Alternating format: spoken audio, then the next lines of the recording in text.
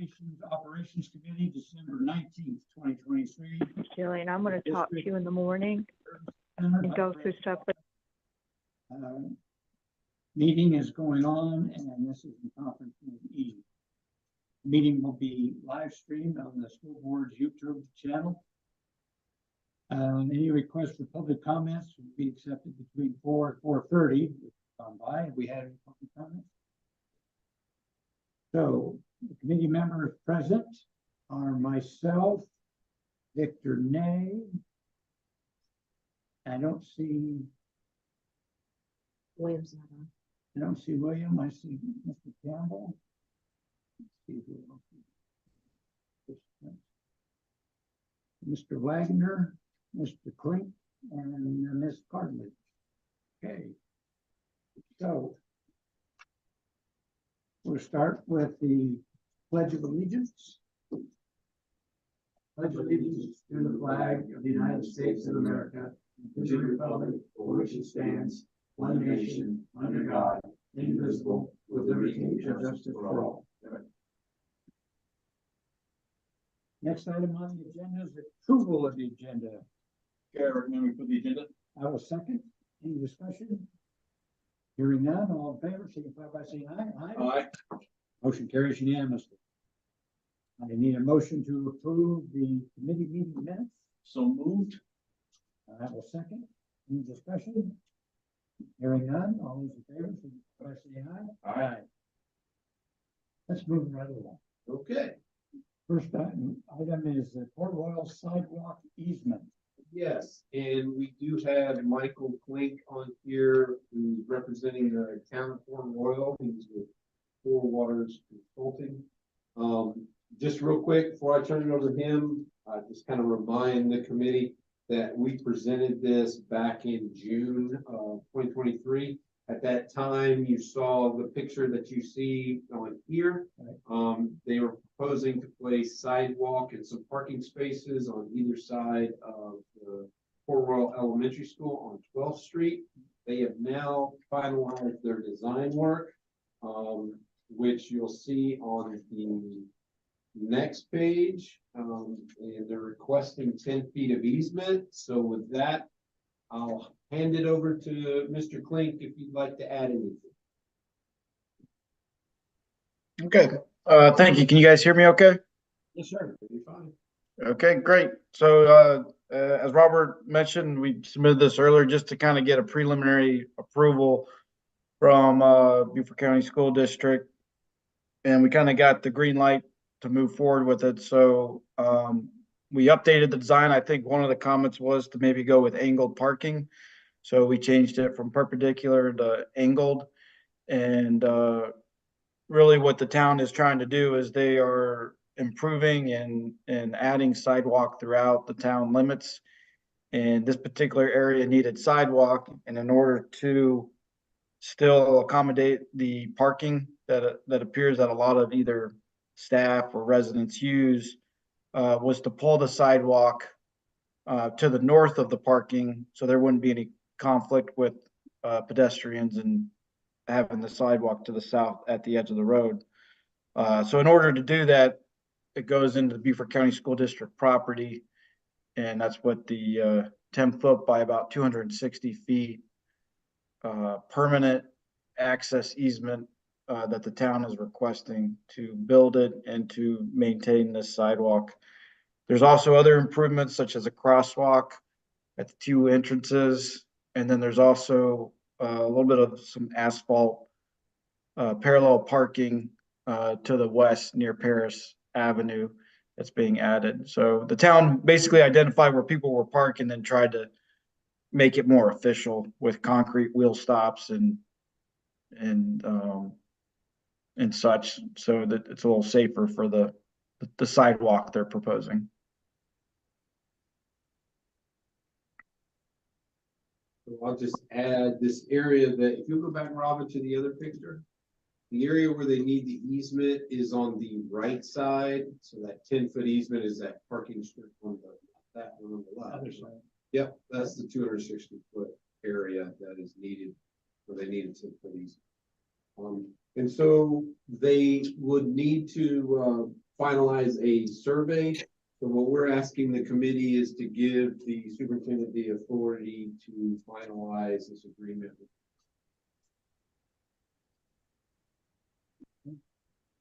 How about the fence?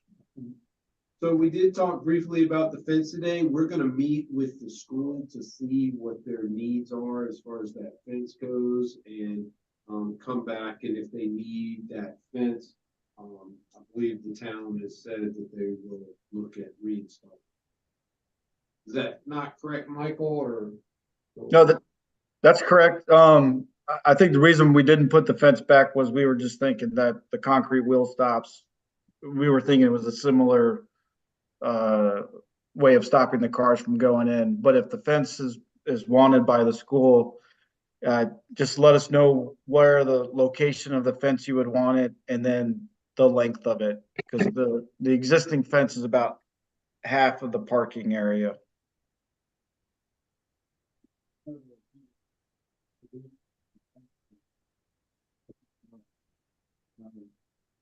I walked across there and looked at it on Hill Street, and, you know, we definitely. Yeah, I think that's a good barrier between Yeah. the kids and the. Yeah, okay. pedestrians. Yeah. But I just want to go over it with the school and see how much. Yeah, it's- yeah, right. So with that, we'll add that to this. Yeah, and then once you guys finalize that, then we can create the legal permanent easement document for this area.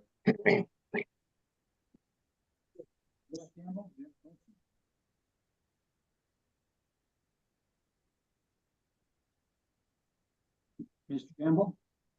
Oh, my question was, is the parking gonna be similar to what is on Paris Avenue?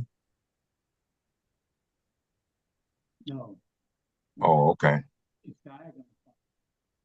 Okay, thank you. Yeah. I think it's on person. Not on Paris, it's one on Paris Avenue. But this is gravel too, no, it's Yeah. not asphalt. Yeah. Yeah, currently it's grass and people park there. Yeah. And they kind of park all over the place, and this is gonna define the parking spots of where the designated parking spots for either staff or residents, and the concrete wheel stop should establish that with the gravel. Said that they're gonna maintain it, so like when the gravel starts to develop ruts and dump potholes and all that kind of stuff, they're gonna maintain all that, right? So, yeah, I'm good. Yes, the parking itself is actually in the right of way. We couldn't get the sidewalk and the parking all in the right of way without making the spots too short, and then they would stick out into the travel lane. So in order we could have just put the sidewalk across there, but then people still would park there and they'd park across the sidewalk. So this is a way of making it safe for pedestrians by pulling it to the north. But in order to do that, we would need the easement. So yes, anything in the easement and the sidewalk itself in the easement, and then all the gravel parking is maintained by the town. Yes. Motion. Move that Operations Committee recommends to the Board of Education to give the superintendent authority to finalize the easement along Port Royal Elementary School for parking and sidewalk with the town of Port Royal. Second the motion. The motion's been moved and seconded. Any discussion? Hearing none, all those in favor, signify by saying aye. All right. Motion carries unanimously. Thank you, sir. We really appreciate you. Thank you. All right, moving on, we'll go to the construction updates. Mr. Corbin was unable to be with us today. He had something he had to attend to this evening. So I will begin with, all projects are being reported with green traffic lights, so that's great news. All projects. Battery Creek High School, MBCon completed the correction of all punch list items in November. So now this will move from a project to a project closeout. So closing, that project's moving to the finish line. Robert Small's Leadership Academy, which is on slides 5 and 6. Jay Dunn has completed all punch list items except for the asphalt paving. Asphalt paving was postponed 3 times due to weather and will take place over an upcoming weekend, weather permitting. The new elementary school. How about the deconstruction? Oh, I actually, yes, I was gonna say that, I went by there today, you can start, the building is completely down. There's still there's still piles that they're working through, but you're starting to be able to see the new building from the road and it looks really good. So yeah, I actually went by today. Yep. There's still lots of piles around, you know, they've got their steel pile and everything's getting moved, trucked off, so, but you're starting to see building. They took care of it. All those walls on the outside were shipped off as hazardous waste. It's been completed, and you'll see they've already, even while they were demoing, they were building the outbuildings for the new athletic field. So kind of in that pile of junk, you can see the new outbuildings out. You got all the dirt put down after they get it all cleaned out. Yes, well, there's piles of dirt there. Okay. They still have the building pad to go, so the pad itself. Where the new elementary school at May River campus on slide 12, Quackenbush Architects, Thompson Turner Construction, and project managers are investigating potential use of insulated concrete forms. Commencement of design development documents is scheduled to occur in December following the team's recommendation on use of ICF, and that's why I bought my little play blocks to show what ICF is. And we had some initial discussions prior to the meeting. We have decided we are moving forward with ICF construction for the new elementary school, and I believe we'll be the first building in South Carolina to do that. And with that, we're also right now investigating geothermal. We had talked about it early on. Geothermal Heating and air conditioning. But there are some tax breaks we can get that make it where we think we gotta do some review with our tax advisor, Franny Heiser. If everything works out, I think we'll be able to get that paid for with the tax rebates. So we're gonna look at going forward with geothermal. So that means you have a super insulated building with a very cheap air conditioning, but our operation costs should be cut significantly. If you were doing net zero, which means, you know, if you had enough solar on the building, you produce enough power. These are the methods you do to go that way. You have to drill in the ground. Right. Lots of wells. Yeah. We haven't finalized that. We're pretty much know we're going with ICF. We haven't finalized geothermal, but we are investing. Yeah.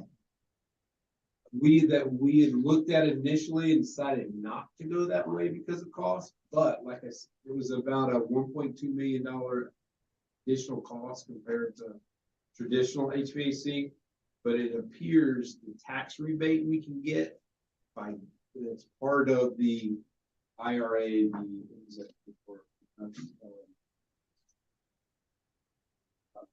not Inflation Reduction Act, it's Income Reduction Act, the Biden administration went forward with. We're allowed to get some rebates on that, which we feel is going to pay for it. So That's gonna happen. My friend. Yep. That's our. Because I think we're gonna get lessons learned. One of the lessons learned was be very, very circumspect about any additional cost early on in this referendum. Yep. So that's gonna have to be really rock solid as far as I'm concerned. Nope, that's why we haven't pulled the trigger on that yet. Yeah. But that's what we're investigating. All right. Any other questions on that? Could you, that she just had, it's not, she got me, yeah.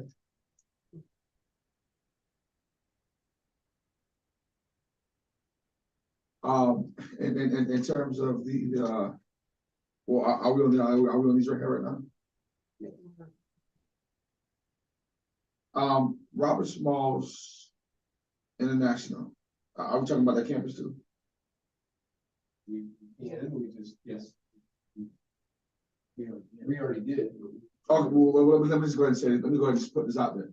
I do have some concerns going to a basketball game out there over the other night. Robert Smalls International. The lighting was dark. Exterior lighting? No, the outside light, it was pitch black. It was pitch black dot when we came out there. You could barely see each other. Then also on Saturday, on Sunday, they had something that when it was raining, that whole complex, that whole side was underwater. The whole side was underwater. No one could even, if we were having the game, if people were trying to park over there, their cars were underwater. And that was a serious concern. We're talking about the parking that's on the side of, right by the athletic team. Right in front of the gymnasium. No, in front of the gym. No, they could park there, but on the other side in front of the gym. From the gym On the other side, basically, right. If you use the old road to come in, you could. It was underwater. Yeah, that was the old road, the entrance road. that whole side. So from the front of the gym on back, or really right around the curve where the end, but yeah, the end of the actual school building, that side on back was underwater on Sunday. And as well, the size of our middle school, of our gymnasiums, as well as being to a game last night at at Beaufort Middle School, the one side. Why are we going to one side gymnasiums for our middle school students? Because these games are packed, and when the one side is full up, we almost we have people standing because there's a need for a second side. I mean, what is bringing on this small town, small community type gyms? Because the communities have said, I've had people come up to me on both nights of going to both of those games, saying, Mr. Smith, why do we have one? Why do we have everyone sitting on one side?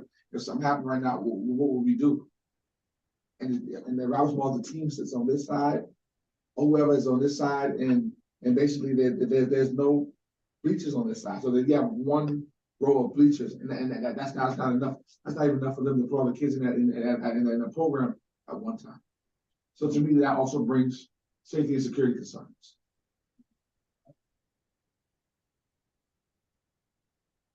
Well, I was gonna say, I mean, what I said, that's been kind of our middle school standard for years. Every middle school in the district. I can't agree with you, Robert, but that may have been what we would like our standards to be. But when we look over what we have presently to now, that's not true.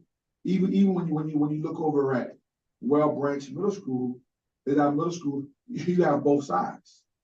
So obviously that's not a district standard. That's what we're trying to convert to. Because when you go to what we have currently and what we're building now is totally different than what we currently have. And then the spaces are much more smaller. I mean, and it's less feasible for the games that we're having.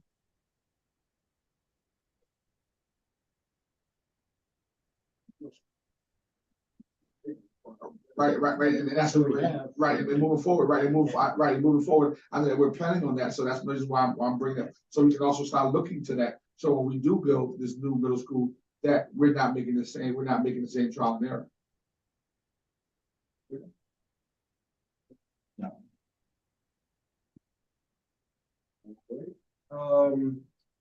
Hilton Head Island High School Athletics, slide 19. The permit for the new field house in town of Hilton Head is approved in November. We're continuing to work on the South Carolina DHEC permit and the replacement of HVAC equipment for the existing field house as permitted. At slide 21, Hilton Head High School Advanced Design. Little Diversified is working with MB Con to obtain an updated construction cost estimate based on phase 1, 75% CDs, and phase 2 SDs. Little Diversified is preparing phase 1, 100% CDs, phase 1, 100% CD review with OSF. The schedule takes place on January 11th and 12th. Project manager scheduled meeting with Little Diversified and IndyCon to perform destructive testing to avoid situations that occurred during the demolition phase of Robert Small's Leadership Academy. Project closeouts. Well, I'll stop there. Any questions on any of those projects? When will we be done with the closeout of Robert Small's academy in terms of the front? When will we be done with construction and all of that? So that's scheduled to be done by this summer. So if you've been out there, we were talking about earlier, the demo, the building is completely down now. The slab has not been demoed. There's still piles out there. So that'll continue through the spring. You'll notice the auxiliary buildings have been built. So we really got to get all that debris out of the way, and then we'll start building the athletic. So that the schedules for it all to be complete by this. When are we gonna be able to do a groundbreaking for the new elementary school? Ooh, that's a very good question. The permitting for that, we're expecting that to begin, it'll probably be close to when school starts. It'll be probably about August before we get around. Big holdup is permitting. So the high school will be, we're probably on line to do groundbreaking at Hilton Head High School about March, April. We just need to have a groundbreaking as soon as we can after the referendum passes to show the public that we're messing around. Yep. That we're on. Start the work. Okay. Hilton Head High School will be first, and then the elementary along with the Main River High School CTE. Both of those will be sometime close to school starting or just after. And when will that middle school be? Ladies Island Middle School is not going out for architects. We're going to advertise for architects for it and the pre-K building in January. Well, what we don't want to have happen is that we wait so long to we start cutting that school short because things get tight and prices change and all those. So you want to make sure that we give them, and in terms of referendum, that we're giving everyone their fair shake of it, and we're not delaying anyone, or we're not starting someone last, or because of the fact that we're working at making sure that we're getting all the head schools done as well. So we just want to make sure that we're being sensitive, we're being fair and objective to everyone's need, and that in terms of referendum that we're getting it all, we're getting it all done. But we're not neglecting any other school as well. Yes. These will be the first projects out of the gate. I mean, Ladies Island Middle School will be the first project on the street. Hilton Head High School and May River were funded by previous funding, so they've all started prior to the passing of our first referendum project will be Ladies Island Middle School. All right. Project closeouts, the referendum projects, remaining project closeouts, slides 58 to 60. There are 35 project closeouts that remain. 7 are planned to be closed out in Q4 of 2023. On the financial summary, a total of 170 financial commitments have been completed to date. In the financial update, slide 62, figures through November 30th, 2023. Our financial update is being reported still with a green traffic light, meaning that we anticipate being able to complete all referendum projects with current funding. The current referendum budget is $375,710,000.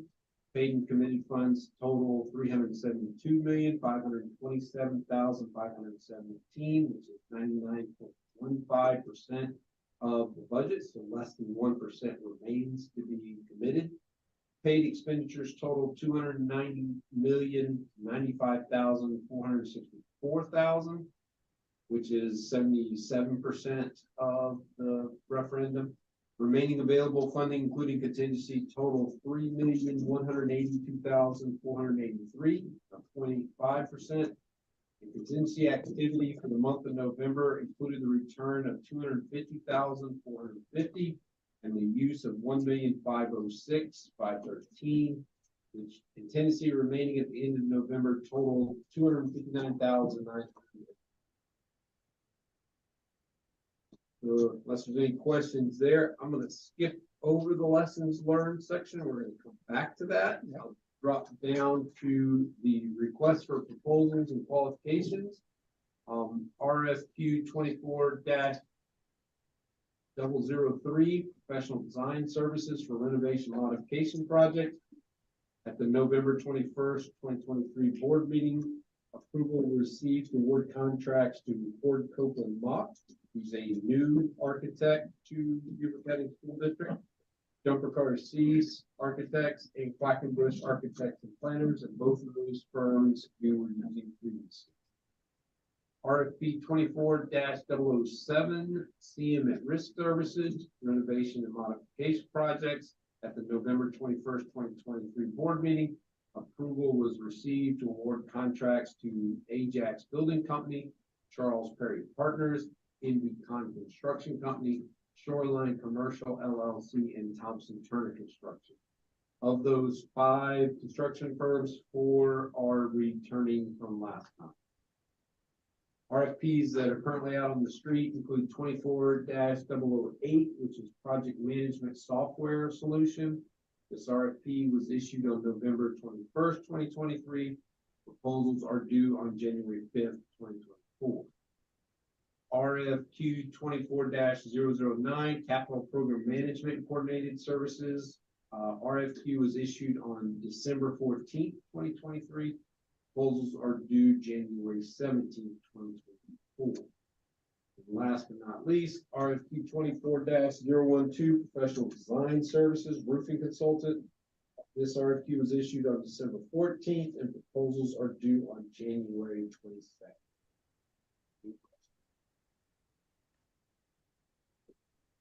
Capital Program Management and Coordination Services, is that what Rob was doing? Yeah, that's Heary or Thompson Turner, Pounds and Heary.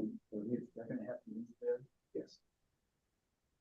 When is the end date for the current contract? So we extended their current contract through March of 2024. Okay. So the plan is to have this finalized and awarded before March. It's out on the street now, so it's gonna be tight, but we should be able to make that date. Any questions? Mr. Campbell, you have any questions?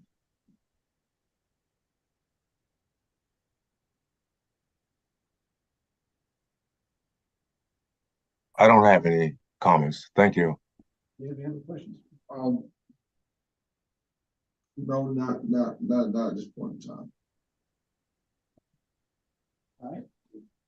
With that, we'll move on to the lessons learned, and I'm going to hand it over to David Wagner, who's going to discuss the lessons learned from the 2019 bond report. Can everyone see me and hear me? Yes, your volume is a little low. Low, okay. I think I may have to be on part. Maybe I'll lean Turn your forward. mic up. Is that better?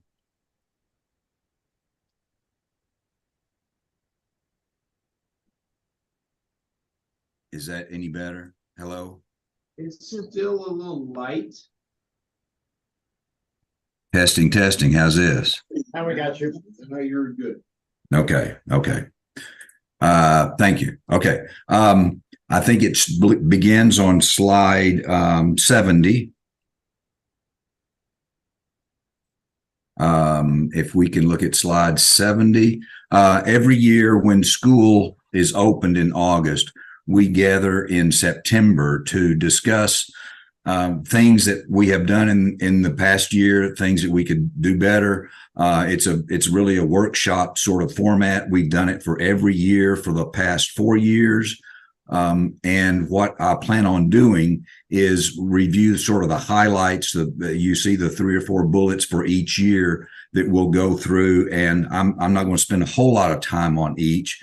But if you'd like to ask questions, please do so. For the year 1, which is 2020, we had a session and discussed a lot of a wide range of topics, but the main points that we came away with are that we need to start the design phase early, start projects earlier, so we can make sure we have enough time to do those carefully, make sure the standards are in place. One of the big things we talk about is improved communication with principals. We think that is much better now. And we're continuing to provide the vendor training on invoicing and payment requirements and submittal requirements for both design firms, other professional firms, and CM at risk firms as well. And closeout is a continuing problem, trying to make sure we start that process earlier. We can go to the next slide. For year 2 and 21. We talked primarily about making sure that the projects get kicked off better and using a project charter process to make sure that all stakeholders understand the nature of the project and the constraints of the project, the scope and schedule. We are increasing needing to make sure that designers perform field verifications before they start their work. This can save a lot of time and headaches during construction when we discover something that should have been found in the design phase. And CM at risk firms need to understand what kind of services they are supposed to be providing in the pre-construction phases, and making sure they understand that and making sure that they improve on their services. Some of these are contractors who are not necessarily used to providing pre-construction services. So we need to make sure that they provide those pre-construction services per their contract. Those are the highlights there. We can go on to year 4, if that's okay. Year 3, I'm sorry. This is 2022. This is one of the first bullet there is to address the communication with principals. As you know, Freddie Lawton is part of the facilities department, but he comes from an academic background, and it's been very beneficial to having him serve as that liaison to the principals that works with the project managers, and that's been helpful. We continue to look at contract provisions that we can hold designers and construction management at risk firms accountable for their services. And one of the main things in this year was to make sure that the IT department participates fully and reviews the design documents and specifications. And one of the things we start looking at in year 3 was the storage for closeout documents and how that process works. And that led us to the current process of now having a project management information system that is, as Robert mentioned, is that RFP is out that will help develop a organized storage system for that. That's the last bullet on this year 4 2023 list, the PMIS project management information system. Other items in year 4 that we talked about is making sure that the designers have a schedule to design to and meet their schedules per contract. Many times that just doesn't happen because designers are not used to being held to a schedule and we need to correct that. So we're trying to do that. And again, just understanding that the summertime have gotten shorter, but we just need to plan better and understand what the constraints are and be better prepared for that. So that was primarily the topics in year 4. So that was for the project management. We also had one this past couple of months for the IT department, and that's what this slide 74 shows. And it talks about making sure that the IT department defines scopes and budgets. And we're working through with the IT department on making sure that we address their needs in having a defined projects, making sure that they have construction inspectors skilled in the construction of their IT work. And that's a big requirement. And many times IT guys just are not adept at doing that. So trying to address that with them and trying to figure out how to best solve that issue. Making sure that we have better and more IT consultants that can do the work. That has been a ongoing topic, because most designers use the same IT design firm. And maybe, and at the end, develop some checklists for contractors and designers and everybody to help be consistent in our closeout and documentation of projects. So when we presented this to the clock on the next slide, we talked about it's a summary of what we discussed with the clock members, making sure we get feedback from school staff, doing this post-occupancy evaluation, and that's often done on school projects to understand if the project really is delivering what was intended. Are the classrooms adequately sized? Do they have the adequate tools and resources? How is the flow in the building? All those design factors that make a school function well. Let's do a post-occupancy evaluation of the users of the schools to see how that works. Continue to work with the legal department to make sure that legal counsel to make sure that we have good contract provisions for closeouts, timely execution and completion of projects, and continuing the training requirements or training efforts to make sure that contractors, architects, but mainly CM people really understand how and what is required when they submit their invoices. So those are the high points. I know I hit those pretty briefly or pretty quickly, but I'd be glad to answer questions or ask you can ask me any questions you have about these or others.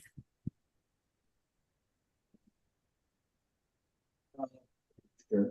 I did notice that every year we had IT or some type of technology lesson learned. With technology capacity for technology, like hardware capacity, doubling every 12 to 18 months, and our projects taking longer than that, how do we stay on the front edge of this? And when it seems like our resources for IT designing are so limited, especially, I mean, were we not curtailed a few months ago because the one guy's wife was sick, and then now we got one critical element that is how do we circumnavigate those two things? Well, that's an ongoing concern.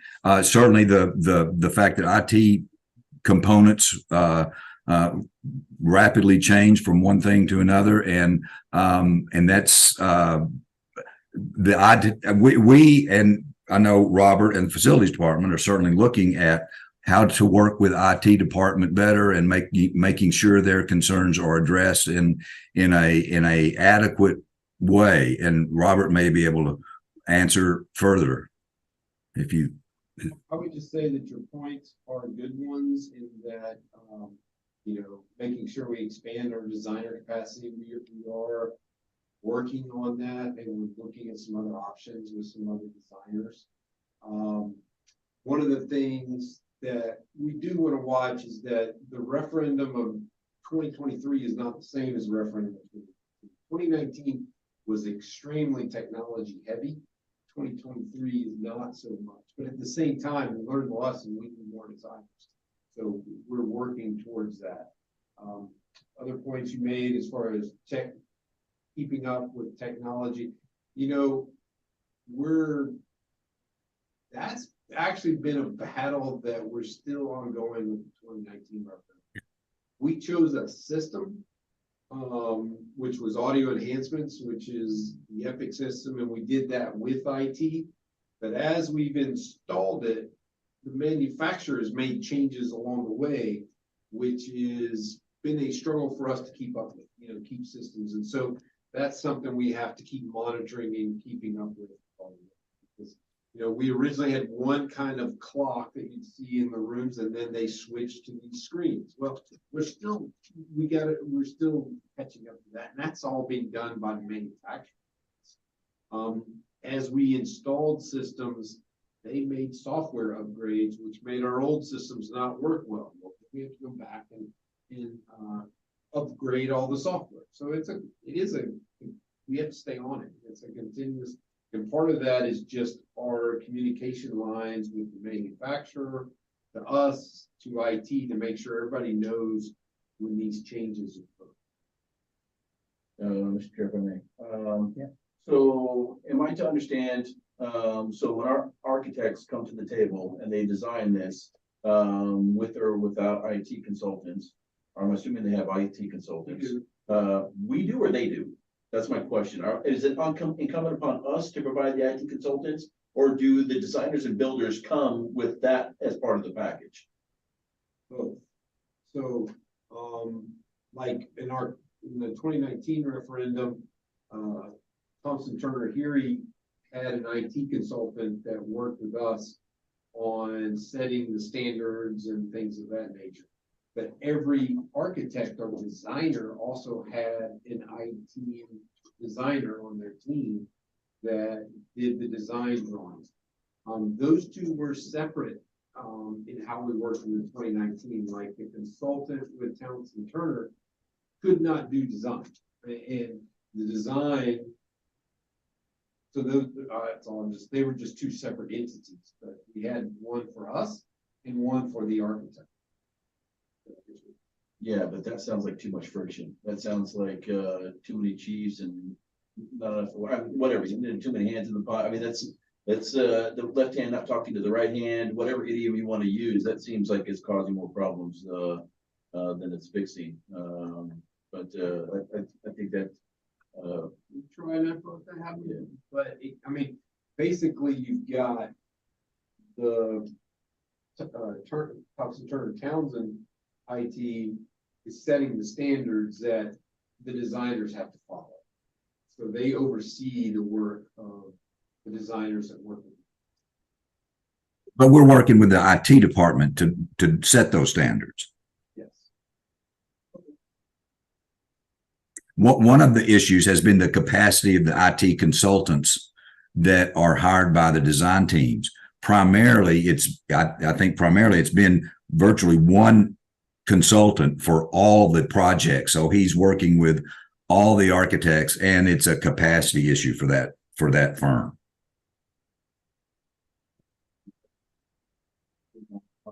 go out of area, out of state? No, we are constantly looking. We have a line on another designer that we might be using. There was one in Savannah, one of the architects we worked for that they brought in and did a few of those. So yes, those guys are just hard to find and they're busy. So we can find them, we'll use them. All right, so the next company. Yes. Oh my goodness. Yes, it would be a great company to starting up right now. We'll use you. Yes, but you do have to have certain certifications.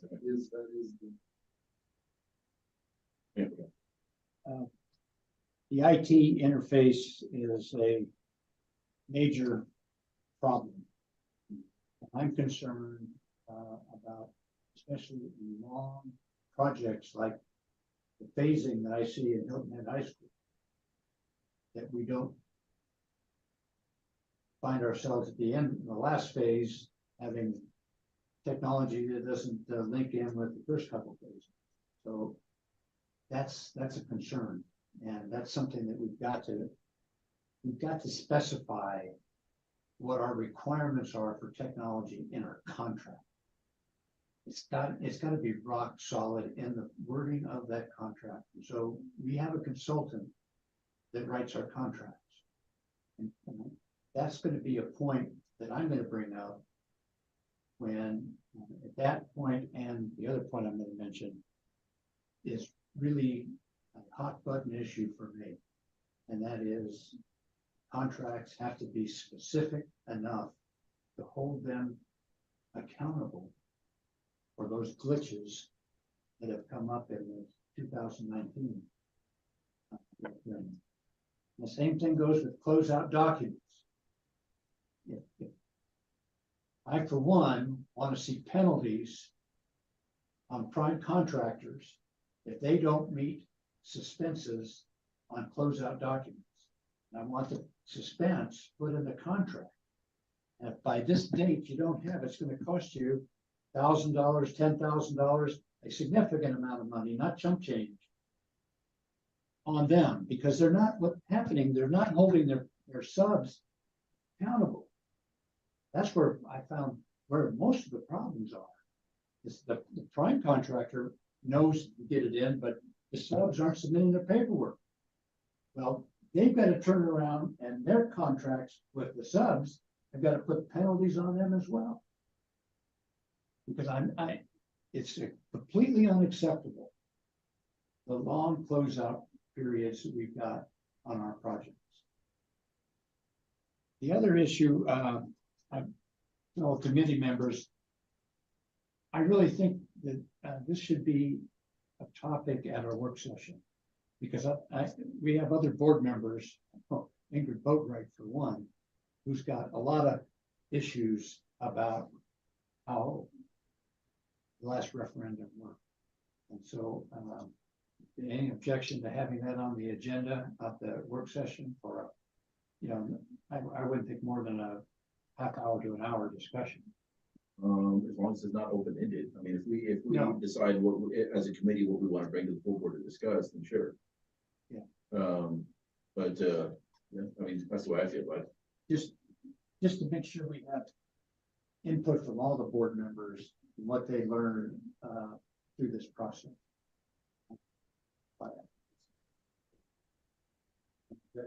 No, I would object to that. Actually, I agree. I think that as much as much as needed.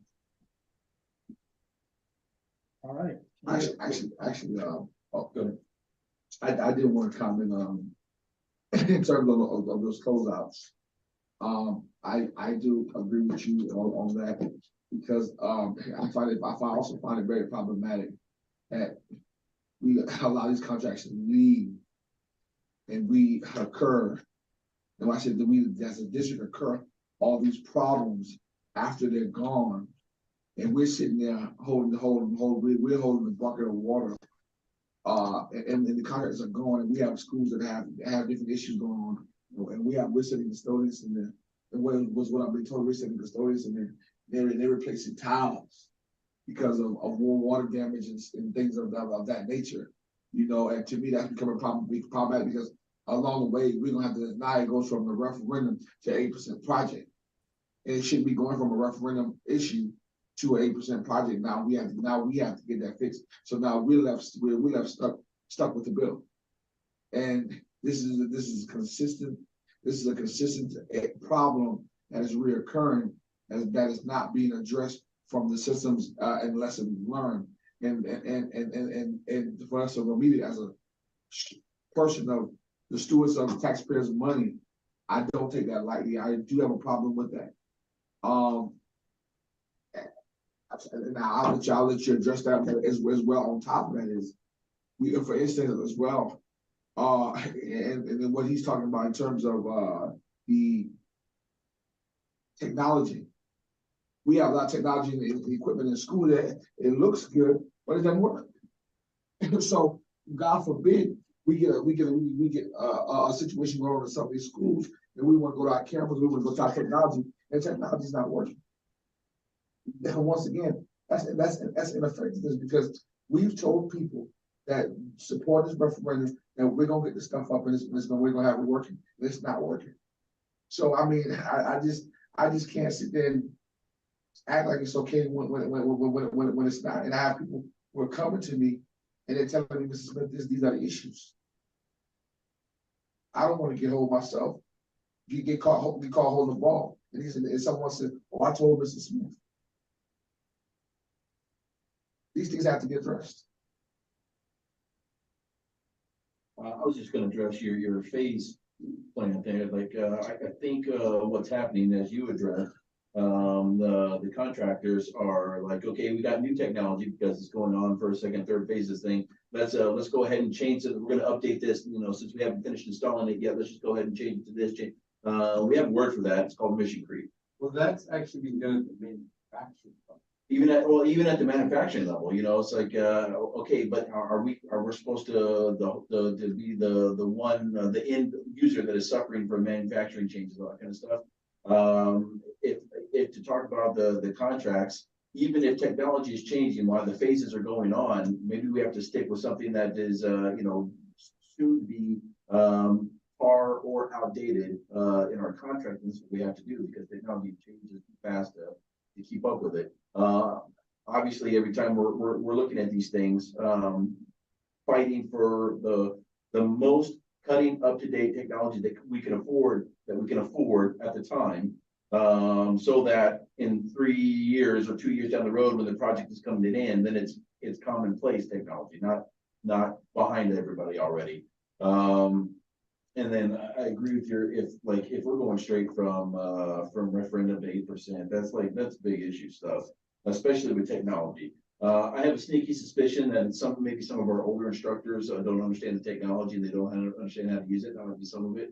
But like if it's coming online so fast that the people installing it don't know how to install it, or coming online so fast that people don't know how to use it, then like Mr. Smith said, it's at that point it's worthless. So I mean, there's a few other hidden things there that we might be sweeping under the rug, saying that we're cutting edge technology, but is it really if nobody's using it or we can't use it? So, all right, that's all I got. I'm done. Dead horse. Beat. For the record, I'm not aware of any 8% money that's been used for. I'm not aware of it. Well, when I say referendum, I'm saying, okay, if we use referendum to build the right choices or build a school, build a specific school, and the contract is over, referendum is passed, it's over, it's done with, or whatever, or however. And then after a period of time, when the contract says we're responsible for it up until October 22nd of 2003.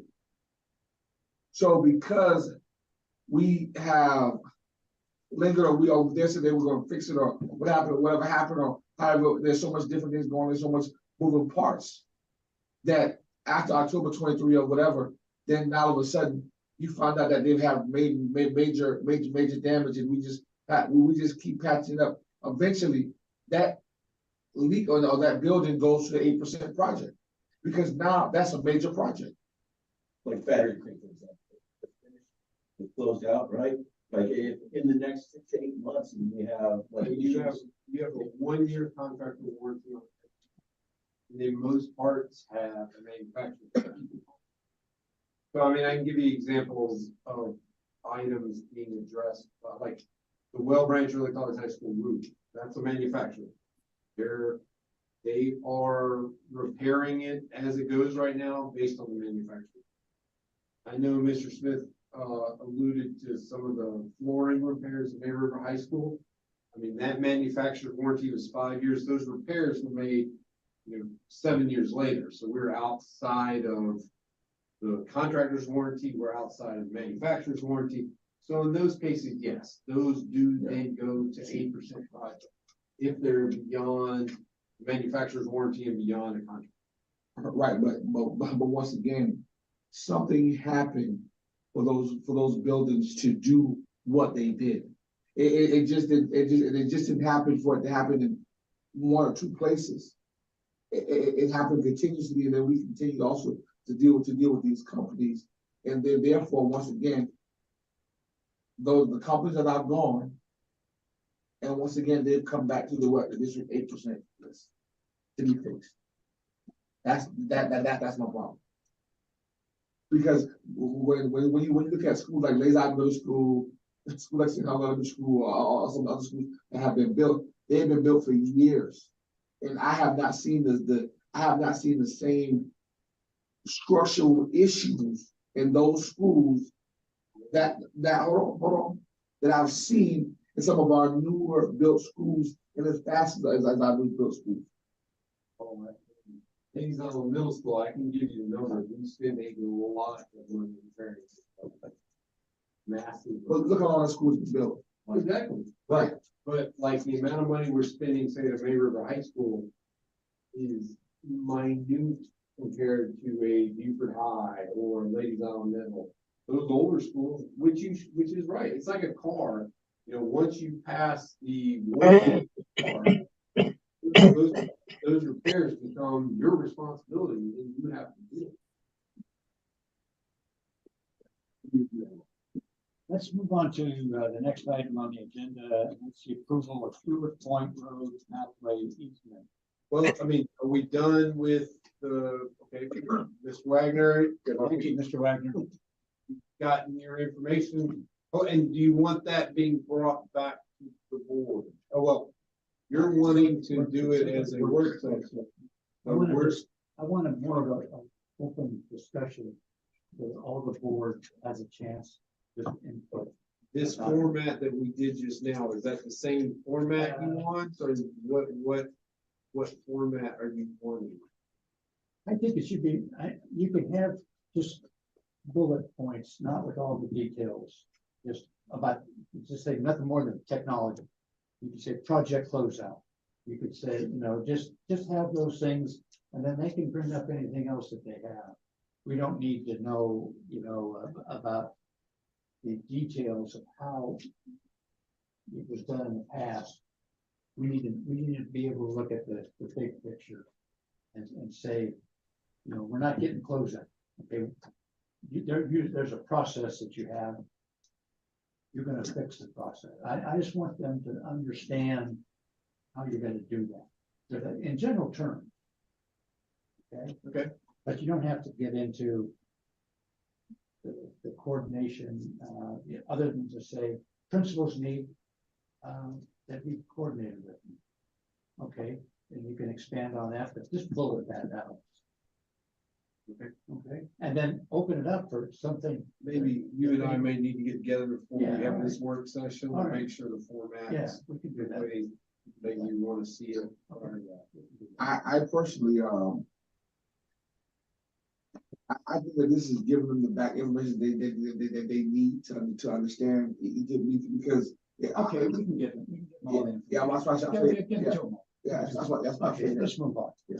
Let's move on. Direction for Stewart Point Road. All right, I brought this up because if you remember, the Beaufort County came and presented to the Operations Committee November 14th. Then they presented to the board on the 21st.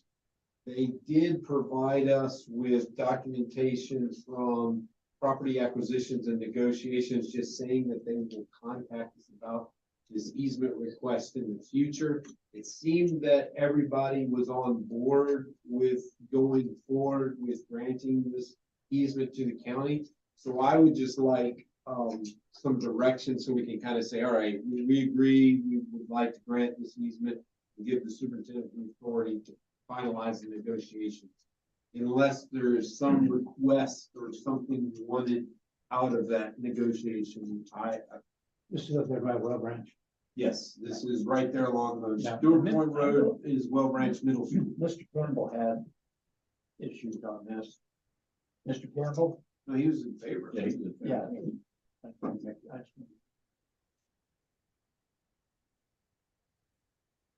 You're muted, sir.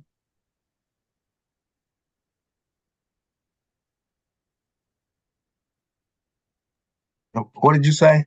Yeah, do you have any further questions or concerns? I can't hear you. Do you have any further questions or concerns about the Stewart Point? Stone Point, no, I don't have any problem with that. I spoke with my council member that he made the recommendation for that, and so I'm supporting him.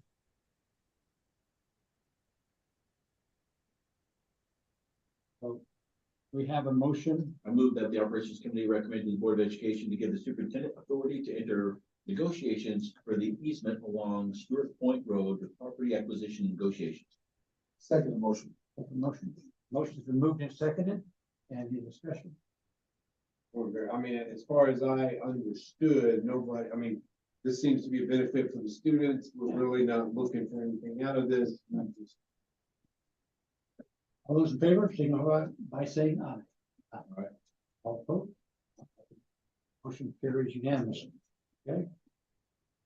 Very good. Custodial update. Right.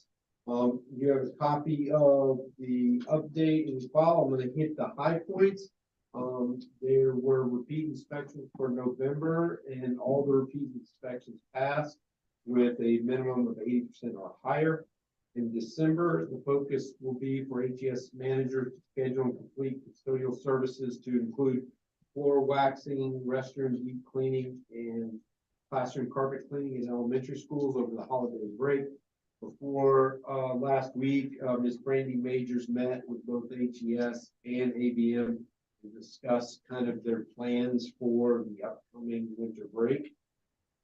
In November 2023, there were 22 spot inspections completed by Beaufort County School District with an average score of 84. HES in November completed 385 spot inspections with an average score north of Broad of 78 and an average score south of Broad of 82. Flip over to the next page, you'll see the staffing percentages as of December 13th.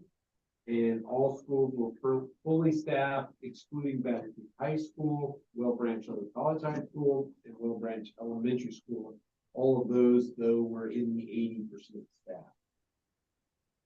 The next page, in recognizing success, HES at Beaufort Middle School and Mossy Oaks Elementary reached full staffing levels in November. HES district managers completed training of all new employees to ensure accuracy and full understanding of custodial service scope. And HES staff successfully supported preparing for Palmetto's finest evaluation visits at both Bluffton High School and Coosa Elementary School. These were pretty extensive as far as what was done on the custodial and the maintenance side of those two schools. And then in the month of November, 5 employees received Employee of the Month award. And employees were awarded $150 and a gold polo shirt in recognition of this. In addition, HES will be hosting their Christmas party for the custodial staff and where they're providing food and gifts and recognition and giveaways and raffle prizes. So with that, concludes the custodial report. Any questions? Or move on to me. I will definitely say I will second this report in terms of Beaufort Middle School. I was over there. I was there last night. The bathroom was so filled I didn't even want to use it. In fact, I walked out of it. The bathroom the gymnasium last night was just disgusting, and you could tell the stuff was there and been built up. Like I was real disappointed in that bathroom at Beaufort Middle School last night. Yeah, and I kept mentioning that someone on staff that they said the building is like that, unfortunately. So this analysis is accurate. The building definitely needs work.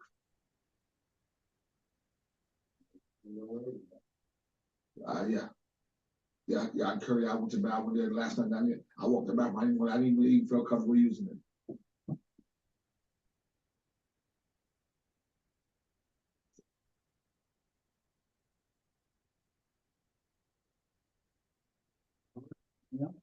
On to maintenance.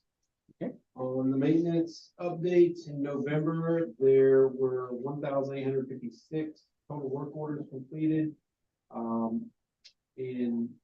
Well, the completed worker, those were the entered work orders of 2,645 completed work orders. That was a percentage of 142% completed of those issued. Next page, work orders by craft. One thing to note, in plumbing, there were 144 or 8%. You'll see that May River High School had the highest number of plumbing work orders for the month, holding at 14 or 10% of theirs.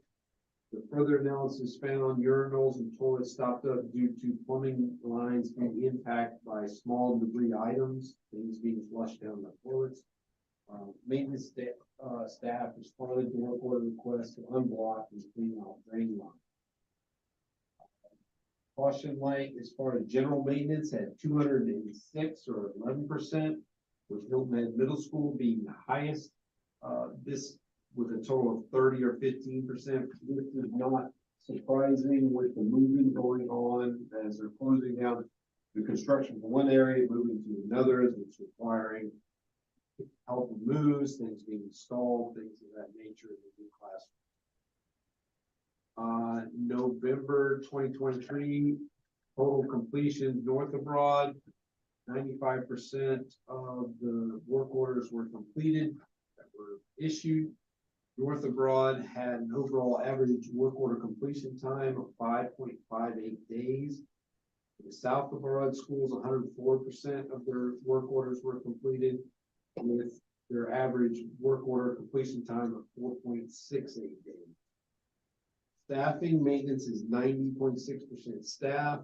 They have current open positions for 2 plumbers, 1 general technician, 1 HVAC technician, and 1 electrician. The new HVAC manager started in November and seems to be getting along great.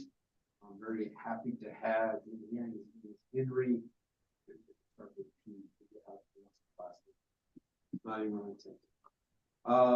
Recognizing success, they completed multiple work orders generated from facility walkthroughs in preparation for Continental's finest visits at CUSA in Beaufort High School. Projects totaling over 105 man hours, which included sign replacement, code base install, light bulb and ballast replacements, building on gutter cleaning and power washing. Same thing for Beaufort High School, over 100 man hours, which included tasks from light bulb and ballast replacement, power washing, athletic areas, baseball, dugout repairs, gym ductwork cleaning, retaining, parking lines, arrows, and handicap spaces, all done in the month of November. One with some pictures of some of the work that went on at both CUSA and at Beaufort High School. And with that completes my maintenance update. Question, Mr. Smith?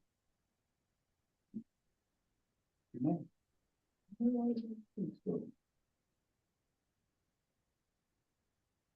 One thing I mentioned at the last board meeting, I believe, last time I gave a committee report on this, is a survey from a principal.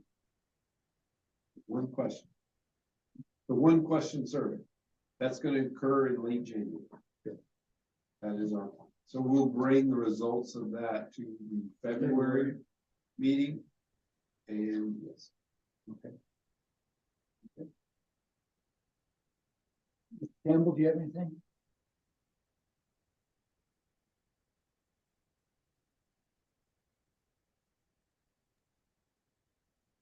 No, I don't have any questions. Thank you. Okay, thank you very much. Future topics? Yes, the radio, the walkie talkies. How are they working? Because I think when we first got the board, I think that we paid $1 million for those radios.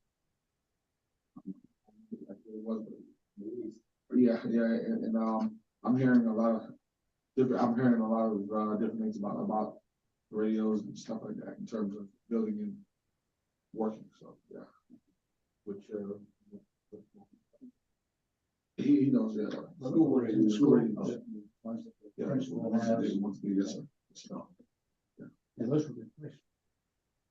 Yes, I mean, as when we installed new BDAs for the, emergency responders, and then the schools have the same radios, they work off the BDAs. We have had issues with batteries going out, things of that nature, we're trying to resolve those as quickly as possible, but yes, we're glad to. Freddie kind of handles the radio, so I'm pretty talking to the person. Okay. Anything else?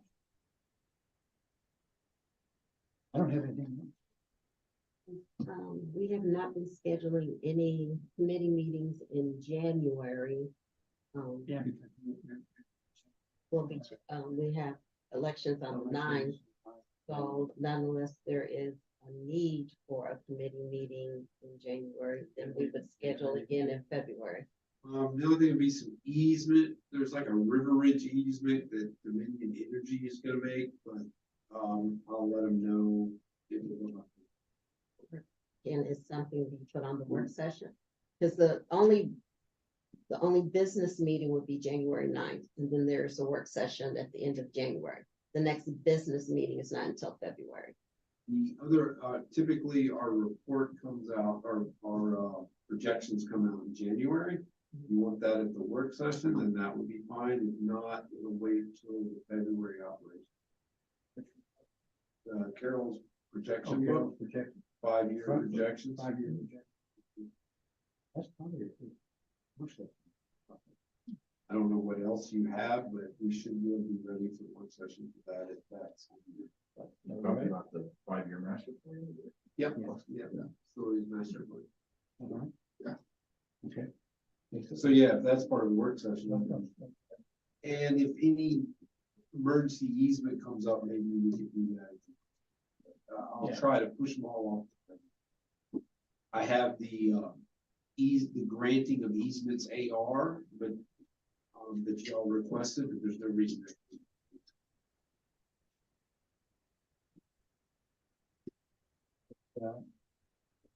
Any objections? We'll adjourn. Can you use it? Thank you very much.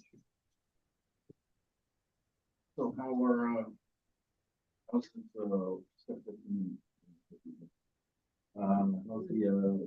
election? I mean, where like the officers or? Yeah, that's right, you haven't been through that. Yeah. We used to have, when we first came on the board, it was 2 years now. And so we had elections. And when new people came on every 2 years, that's when we